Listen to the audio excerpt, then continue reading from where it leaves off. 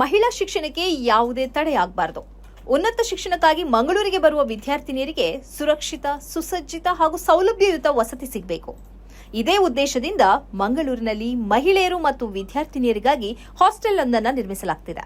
ಇಂತಹದೊಂದು ವಸತಿ ಗೃಹಕ್ಕೆ ಶಿಲಾನ್ಯಾಸ ನೆರವೇರಿಸಲಾಯಿತು. ಮಹಿಳೆಯರಿಗೆ ಒಂದು ಹಾಸ್ಟೆಲ್ಲು ಮತ್ತು ವಿಶೇಷವಾಗಿ ಕೆಲಸ ಮಾಡುವಂತಹ ವರ್ಕಿಂಗ್ ವಿಮೆನ್ಗಳಿಗೆ ಒಂದು ಹಾಸ್ಟೆಲ್ ಮಾಡುವಂಥ ಒಂದು ಫೆಸಿಲಿಟಿ ಕಮ್ಯುನಿಟಿಗೆ ಇರಲಿಲ್ಲ. ಈಗ ಎಲ್ಲೆಲ್ಲಿಂದ ಹುಡುಗಿಯರು ಬಂದು ಇಲ್ಲಿ ಕಲಿತಾ ಇದ್ದಾರೆ. ಅವರಿಗೆ ಒಂದು ಹಾಸ್ಟೆಲ್, ಲೇಡೀಸ್ ಹಾಸ್ಟೆಲ್ ಕಡಿಮೆ ಇತ್ತು. ಅವರು ಇಲ್ಲಿ ಎಲ್ಲ ಭದ್ರತೆಯಿಂದ, ಸುರಕ್ಷತೆಯಿಂದ ಈ ಹಾಸ್ಟೆಲ್ನಲ್ಲಿ ಇದ್ದು ಅಲ್ಹಮ್ದುಲಿಲ್ಲಾ ಈ ನಮ್ಮೆಲ್ಲರ ಕನಸು ಇವತ್ತು ನೆನಸಾಗಿದೆ. ನಮ್ಮ ವಿದ್ಯಾರ್ಥಿನಿಯರ ಸುರಕ್ಷತೆಯ ದೃಷ್ಟಿಯನ್ನು ಇಟ್ಟುಕೊಂಡು ಇವತ್ತು ಜಮಿಯತುಲ್ ಫಲಾಹ್ ಮ್ಯಾಂಗ್ಳೂರ್ ಕಾರ್ಪೊರೇಷನ್ ಯೂನಿಟ್ನವರು ಒಂದು ಲೇಡೀಸ್ ಹಾಸ್ಟೆಲ್ಗೆ ಶಿಲಾನ್ಯಾಸ ಕಾರ್ಯಕ್ರಮ ಇವತ್ತು ಮಾಡಿದ್ದಾರೆ. Especially the way they are not just saying things for the sake of just saying that we did something good.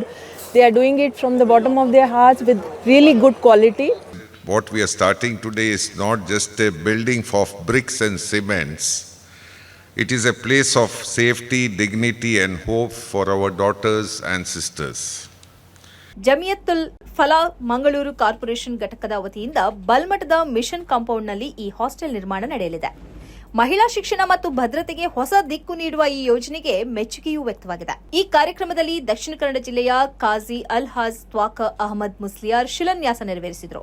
Integrated Bawa holdings private ಲಿಮಿಟೆಡ್ನ ಸಿಇಒ ರಿಯಾಜ್ ಬಾವಾ ಅಧ್ಯಕ್ಷತೆಯಲ್ಲಿ ನಡೆದ ಕಾರ್ಯಕ್ರಮದಲ್ಲಿ ಹಲವು ಗಣ್ಯರು ಭಾಗವಹಿಸಿದ್ದರು.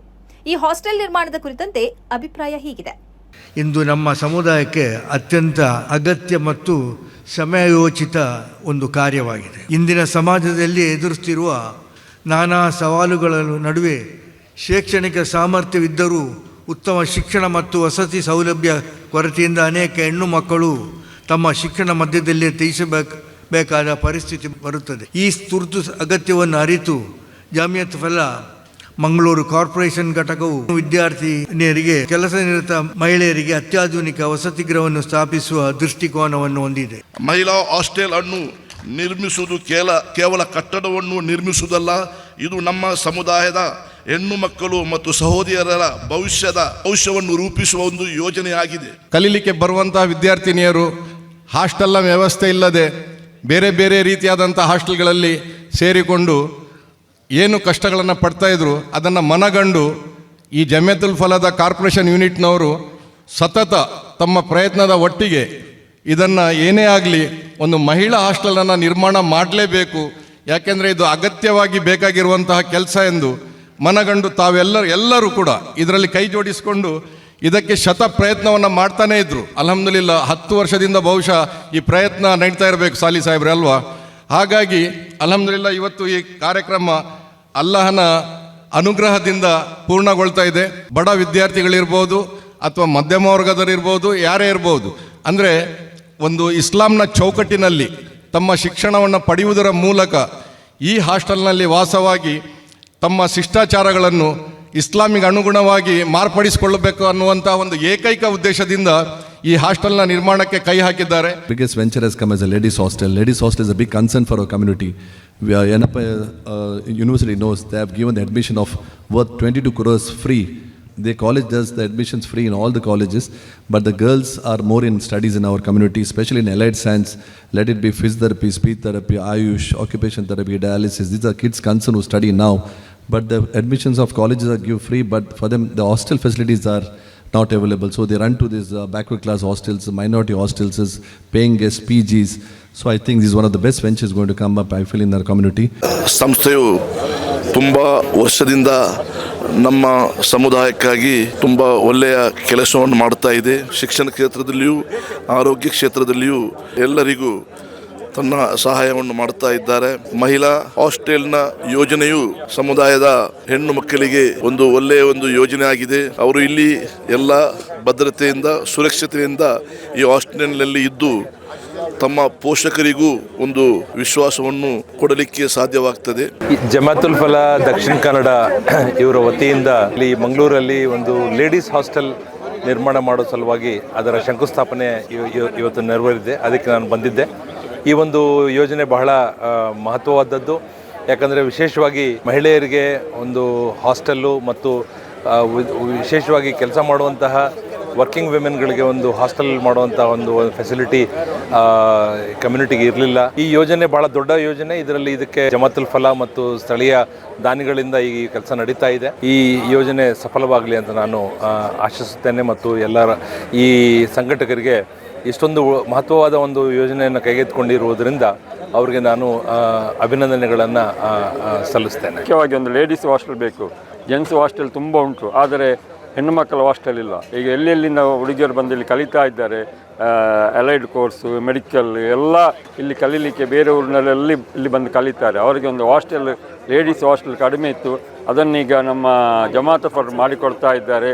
ಯಾಕಂತ ಹೇಳಿದ್ರೆ ಜಮಾತುಲ್ ಫಲಾ ಭಾಳಷ್ಟು ವರ್ಷಗಳಿಂದ ನಮ್ಮ ಸಮುದಾಯಕ್ಕಾಗಿ, ನಮ್ಮ ಕಮ್ಯುನಿಟಿಗೆ ಭಾಳ ಉತ್ತಮವಾಗಿ ಕೆಲಸ ಮಾಡ್ತಾಯಿದೆ. ಅದು ಪ್ರತ್ಯೇಕವಾಗಿ ಶಿಕ್ಷಣದಲ್ಲಿ ಭಾಳ ಒಂದು ಉತ್ತಮವಾಗಿ ಕೆಲಸ ಮಾಡಿ ಭಾಳ ನಮ್ಮ ಯುವಕರಿಗೆ ಒಂದು ವಿದ್ಯಾವಂತ ಆಗಲಿಕ್ಕಾಗಿ ವಿದ್ಯಾರ್ಥಿಗಳಿಗೆ ಭಾಳಷ್ಟು ಉತ್ತಮ ಕೆಲಸವನ್ನು ಒಂದು 30 ವರ್ಷಗಳಿಂದ ಸತತವಾಗಿ ಮಾಡ್ತಾ ಬಂದಿದ್ದಾರೆ. ಇವತ್ತು ಒಂದು 2 ಹಾಸ್ಟೆಲ್ನೊಟ್ಟಿಗೆ ಇವತ್ತು ಲೇಡೀಸ್ ಹಾಸ್ಟೆಲ್ ಒಂದು ಮಾಡಲಿಕ್ಕೆ ಅವರು ಈಗಾಗಲೇ ಪ್ರಾರಂಭ ಮಾಡಿದ್ದಾರೆ. Especially the way they are not just saying things for the sake of, just saying that we did something good. They are doing it from the bottom of their hearts with really good quality, and that quality was very much evident very inspired by the entire gathering here and the entire organization of the program. ನಮ್ಮ ಜಮಾತುಲ್ ಫಲಾ 1988ನಲ್ಲಿ ಜೆದ್ದಾದಲ್ಲಿ start ಆಗಿದ್ದು. ಇದು start ಮಾಡಿದ್ದ ಮುಖ್ಯ ಕಾರಣವೇ education ಮತ್ತು ಮೆಡಿಕಲಿಗೋಸ್ಕರ. ಅಲ್ಹಮ್ದುಲಿಲ್ಲಾ, ಈ ನಮ್ಮೆಲ್ಲರ ಕನಸು ಇವತ್ತು ನೆನಸಾಗಿದೆ. ಬಾಯ್ಸ್ ಹಾಸ್ಟೆಲ್ ಉಡುಪಿಯಲ್ಲಿ ಬಾಯ್ಸ್ ಹಾಸ್ಟೆಲ್ನ ಸ್ಥಳ ತಗೊಂಡಿದ್ದೇವೆ. ಇನ್ಶಾಲ್ಲ ಬೇಗನೆ ಅದು ಸಹ ಕೆಲಸ ಸ್ಟಾರ್ಟ್ ಆಗ್ಬೋದು. ಇಂದು ಮಹಿಳಾ ಹಾಸ್ಟೆಲ್ ನಮ್ಮ ಒಂದು ದೊಡ್ಡ ಓಲ್ಡ್ ಕನಸಿತ್ತು. ಅದು ಅಲ್ಹಮ್ದುಲಿಲ್ಲಾ ಇವತ್ತಿನ ದಿವಸ ಇದು ಕನಸಾಗಿದೆ. ಇನ್ಶಾಲ್ಲ ಆದಷ್ಟು ಬೇಗ ಇದು ಸಹ ಕೆಲಸ ಕಂಪ್ಲೀಟ್ ಆಗಲಿ. ಮಂಗಳೂರು ಇವತ್ತು ಒಂದು ಶಿಕ್ಷಣ ಮತ್ತು ಆರೋಗ್ಯ ಸೇವೆಯ ಒಂದು ಹಬ್ ಆಗಿದೆ.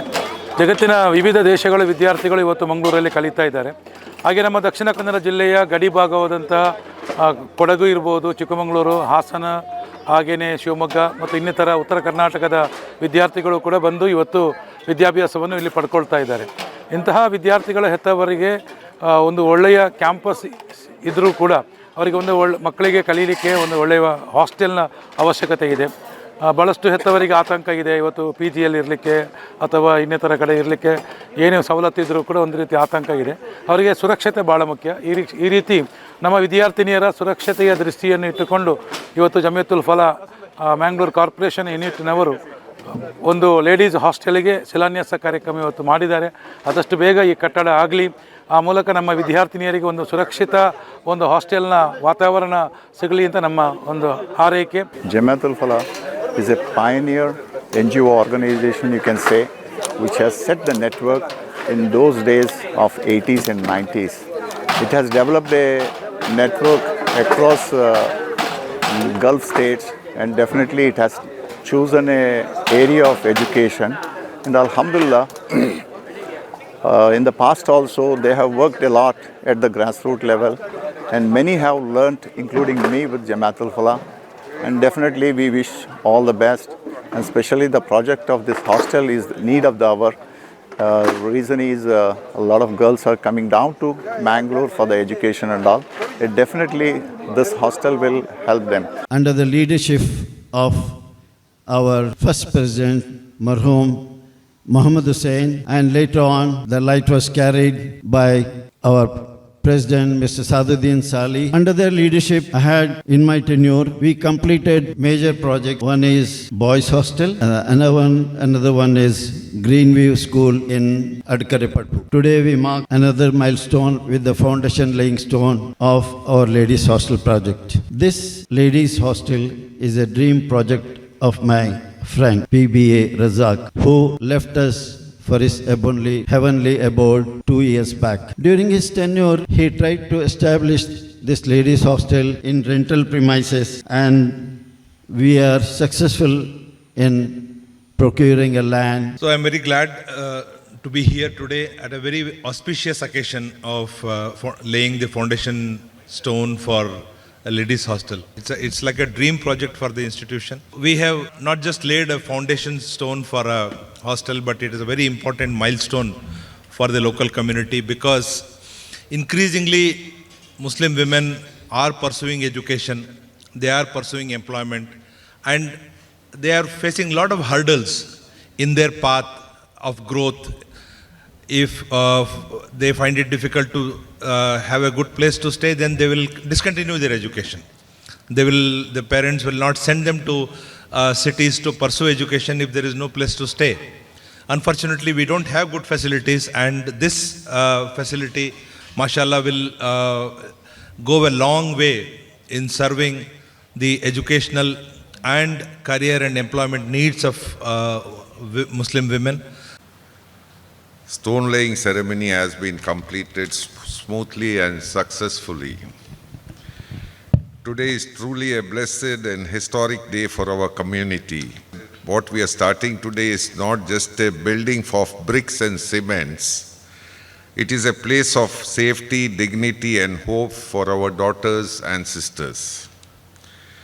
I sincerely express my heartfelt appreciation to the President and Executive Committee members of Jamaat-ul Falah, Mangalore Corporation Unit, and the President and members of Jamaat-ul Falah, Dammam, for their dedication and hard work.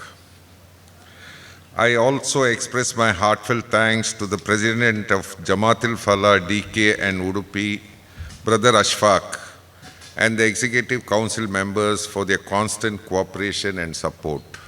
This has been a long-pending need of our Muslim community for many years. Our girl students and working women have struggled to find safe accommodation and proper food, and many parents lived with worry and concern. Alhamdulillah, with the beginning of this ladies' hostel, we are finally addressing this painful gap. Assalamu alaikum. I'm very happy today that we have concluded the groundbreaking ceremony very successfully with the help of the support of all the members, one and all. May Almighty Allah guide us and bless us in our endeavor and all future endeavors too. And I'm truly happy today, and I pray to Almighty Allah that He blesses us to complete this project very efficiently and in a very easy way. ಸ್ನೇಹಿತರೆ, ನಿಮ್ಮ ಅದ್ಭುತ ಬೆಂಬಲದಿಂದ ಸನ್ಮಾರ್ಗ news channel ಈಗ 2 ಲಕ್ಷ ಸಬ್ಸ್ಕ್ರೈಬರ್ಗಳನ್ನು ದಾಟಿದೆ.